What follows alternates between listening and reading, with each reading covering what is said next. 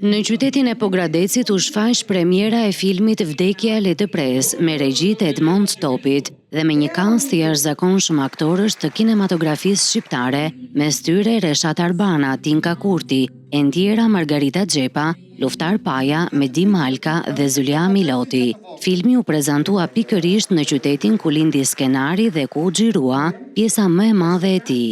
Filmi, siç u kam thënë edhe herë tjetër, është ngjizur këtu, unë këtu e kam shkruar, këtu e kam xhiruar, që kur është shkruar është menduar për ta xhiruar këtu. Se di nëse ka qytete më komode për të xhiruar, qoftë nga pikpamja regjizoriale, qoftë nga pikpamja e produksionit.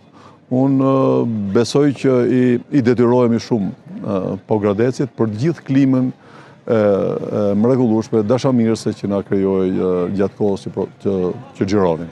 E emocionuar dhe me lot në sy, aktoria Zulia Miloti e përshkroi filmin si një realizim të fuqishëm, me skena të ngarkuara emocionalisht dhe me një ndjeshmëri të madhe.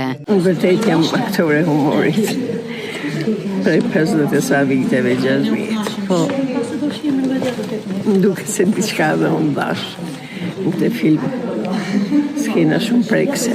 Aktoria Ema Andrea ndau emocionet e përjetuara gjatë xhirimeve dhe foli edhe për rolin e fundit të Margarita Xhepës, duke cilësuar atë një përvojë të paharrueshme.